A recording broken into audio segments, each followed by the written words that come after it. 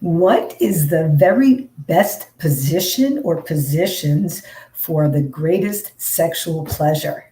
That is what we're talking about tonight. I am your host, Ellen Nicholas, sensuality consultant, author, and advocate for sensual sexual play. There's a lot of negativity going on in the world, and a lot of it has to do with the subject of sexuality. And this program, every single week, is to elevate the conversation to the potential for pleasure, the joy, and even the health benefits of having a happy, healthy sex life. So without further ado, let's jump into the best sexual positions. Now, sexual positions are best when there are a few components involved. The first one is that both participants get off in that particular position. It's not just about one person or just about the other. It's about both people are actually enjoying what is going on.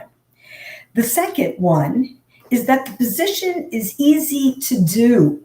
If it's very, very difficult, if it requires a whole lot of upper body strength or core strength or any kind of flexibility, and you don't have it, it could be the most wonderful position in the world, but if you can't do it, then you're going to just be disappointed.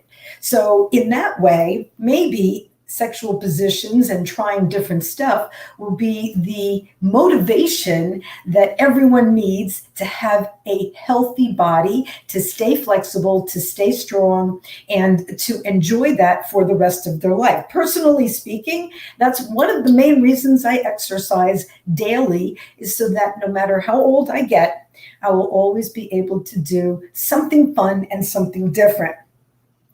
And another good point about what makes a position great is your ability to maneuver in that position, to adjust yourself a little bit so that the sensations of pleasure are going to be received on all levels. I mean, sometimes doing the same thing over and over again, maybe one part is getting rubbed and everything else is being ignored, and just one little shift in the body will incorporate a whole bunch of other areas to be excited. So it's really, really good idea to have some kind of maneuverability. So the most famous sexual position is called the missionary position. And the missionary position was named missionary position by the missionaries in the South Pacific. It is the only position that the missionaries allowed the natives to do, because it was, as far as they were concerned, it was the position that God chose.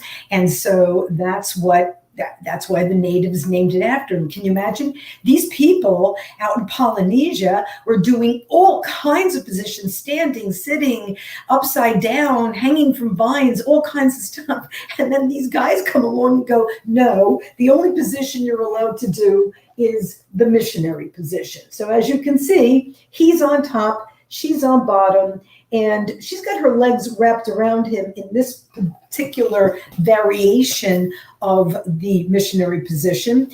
But I'm going to just give you a little bit of a suggestion on how to make the missionary position even better. Now, she's got her legs around him so that if she wants to, and if she has the strength to, she can actually pull herself up so that as he's inside of her, his shaft is rubbing her clitoris. And hopefully he's not, too far up so that the shaft is also rubbing the G-spot. But regardless, this position, more than anything else, is meant for clitoral stimulation. And it's fine and it's great. If you want to add a little bit of extra layers to this position, number one, put a pillow under her hips. Number two, after he's in, she should close her legs at the ankle. And then by doing that, she'll actually pull him out a little bit. Now, he really cannot thrust anymore, because if he thrusts or tries to, he'll come out, and then the whole thing will have to start again. So he has to make his moves very imperceptible. And by the fact that he actually got pushed out a little bit when she closed her legs, it positioned the head of the penis right on the G-spot, and it positioned the shaft right up against the clitoris and in between the clitoral hood. So if he rubs enough and if she does her Kegels around him, this is the kind of a position that can actually give her a double header orgasm, which is, or a blended orgasm, is when the G-spot and the clitoris at the same time are having explosions. So it can be a very, very powerful position, but you actually have to know where the shaft has to be and where the head has to be. And again, it's a very popular position because it's the one that has been propagated by the church and by anybody who wants to do everything according to what they think is safe in God's eyes. So there are other positions that are also phenomenal. One of them is, I think a lot of people really like this. It's a 69 position. So 69 is when you are both orally fellating each other. So her on top, him on the bottom, or vice versa. And they're both enjoying giving each other oral pleasure. Now, the thing about 69 is it can be great, but it can also be very distracting. If you're the person that is giving you the oral sex is either very good or very bad at what they're doing, then that is going to influence what the other person is doing and how they are responding. So it's kind of it's necessary, it's a good idea if both of them know each other well enough and have pleasured each other in such a way before so that they can pleasure each other equally. Because if one, like I said, if one's really, really good and the other one's not so good, the person who's really, really good is going to be doing everything great for the other person, and the other person's basically just going to forget that they're supposed to be orally filleting you as well, and they're just going to get into it. So then it's not quite the even Steven proposition that it looks like. Just in case you want to know what a 68 position is, 68 is you do me and I'll owe you one. I learned that a long time ago. Anyway, so there are a lot of positions that people don't do because they require a great amount of flexibility and strength. So one of them is this one. This is kind of like it's like a 69, but she's in a backward bend.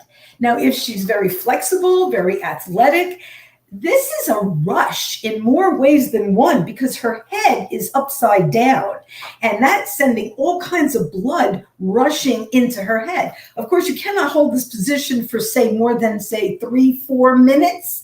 But in that 4 minutes time, the blood is rushing to her head and the blood is rushing to her genitals, being pulled along by her lover who is giving her wonderful cunnilingus over there. So it can be really quite phenomenal.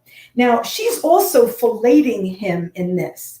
And again, she has to be very, very flexible and she has to know what she's doing, because if you're in that position and he does something that you think is a little too rough, and then you become and the reaction too rough, it can hurt. So this is not for people who have not been taking care of themselves. This is not for people who are not flexible. This is for youngins who want to try and experiment and do fun stuff, different stuff. And why do we want to do different stuff? Why do we want to do different positions? Because sexual play is all about creativity and fun. That's why they call it foreplay. You are playing with your partner. You can do the same thing all the time. But how boring is that when you have so many other positions that you can absolutely enjoy and get off on? But remember, have respect for your body. Don't try to push it beyond where it's gone. If you want to limber up before time, then I would definitely, do some stretches, do some twists at the waist, touch your toes, do what you need to do to warm up the body if you're planning on getting into a position that is that requires flexibility. Now, there's a lot of positions where the man enters the woman from behind, and they usually call that doggy style. Doggy style is fun for guys because they really like seeing that sumptuous ass bouncing all over the places they kind of pound their way home. And I can understand that because men are very, very drawn to a nice ass, all right? I totally understand that. That's good for a warm-up. That's good for some fun. That's good for kind of like getting things going. She is probably not going to have an orgasm that way. I mean, I'm not saying all women, but most likely you're nowhere near her clitoris because you're coming from behind and the clitoris is beneath your penis, so you're not actually rubbing up on it. And if you're doing what most guys would do from that position, you're sort of banging her cervix like you think something's happening up there. There's nothing happening up there, but while you're busy banging the cervix, there's no orgasm happening in the cervix. So although I can appreciate the desire to go that position, that's only for a little while, just for him to enjoy, and she might enjoy the fullness of the situation. But if you're not rubbing the clitoris, if you're nowhere near the G-spot, that's it. You're sort of working against her having an orgasm. So just a little extra information, because guys get really into it and they're kind of like wondering, like, why didn't she get off too? Well, she didn't get off because you were nowhere near her clitoris and nowhere near her G-spot. All right. Now, this is a very interesting position in the Kama Sutra, and it's two people standing. So that you kind of have to be pretty equal in height to do this. And this is just one level of the position. It's really very intense because if you have the right positioning and, it doesn't require a whole lot of strength. It does require balance. It does require a little bit of flexibility, but it can be a lot of fun because it has a lot of play for maneuverability, and he can be in as little or as much as he wants to be. He doesn't have to be all the way in. And because he's vertical instead of horizontal, he has more movement, more freedom of movement, and he doesn't have to worry about doing push-ups on top of her because he can just move back and forth. So that's a whole lot easier. And it's also a lot of fun to do that position. So let me get back to the doggy style. There are two different kinds of doggy style. One is called a croupade, and one of them was called a cuissade. So croupade, C-R-O-U-P-A-D-E, is when a man enters a woman squarely from behind. It could also be gay lovers. They can also do the same thing. Of course, he's entering anally, but this is for a heterosexual couple that I'm talking about. So he enters squarely from behind into the vagina, and then he does his thing that way, and he enjoys the visual, etc., and he can play with her tits and do all kinds of good stuff. The cuissade is a little different because instead of it being her legs on the inside and his legs on the outside, it is his leg, her leg, his leg, her leg. So it's sort of the legs are staggered. His are here, and she's got a thigh between them, and then her other thigh is there. So he's kind of coming at her from a completely different angle, and that has a completely different sensation to it as well. So it's a different kind of position. Again, it has a lot of space for maneuverability, how much you want to go in, how much you want to stay out. And if you are willing to help her have a vaginal orgasm with this position in the cuissade, it will happen better because of the angling of the penis going inside.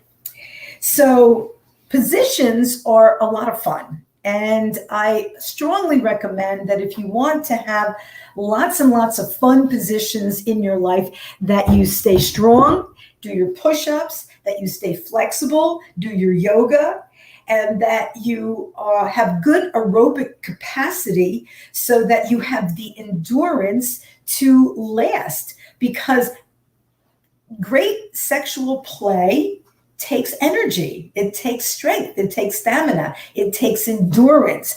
And if you can't run up a flight of steps, if you can't lift the 20-pound bag, if you can't hold yourself up in a position, whether you're male or female, if bending over causes your back all kinds of problems and stuff, you're going to be very limited. It's a good idea also to just take good care of yourself so that you can enjoy a lifetime of pleasure. So that's my presentation this evening on wonderful positions. That first position I mentioned in the beginning is phenomenal for a vaginal G-spot orgasms, especially if she has great control and if he has great control. So I hope you will come back. Please subscribe to my station. Next week, I'm going to be talking about pâté d'araignée, which is literally called spider's legs, and the pleasures of massage. So I hope you'll join me for my live presentation next Wednesday night. Same time, 8 p.m., same station right here. And if you would like and you have any questions, please send them to ypi69@hotmail.com. If you have any suggestions for shows after the ebook has been written, I would love to hear from you. I want to thank you so much. Please like my page. If you liked what we were talking about tonight, please subscribe to it and get the best information from somebody who absolutely thinks you deserve pleasure and that pleasure is your birthright and that you have so much potential if you will just let go of the shame around your sexuality, embrace yourself as the sexual creature that you are, because we're all sexual creatures. The creative form of sex is the driving power of the universe. I mean, a lot of people are embarrassed about sex, but it's the driving power of the universe. Without sex, nothing exists. So it's something that we as humans can make into a delightful art form. And so why not make it into delightful art form? Now, if there's any questions, I would love to hear them, but namaste to you as well, dear. Nice to hear from you. I want to thank you all for coming to the show this evening. I hope you continue to come. And I want to wish you all a lovely evening, great pleasure. Do your Kegels. Thank you so much. Namaste.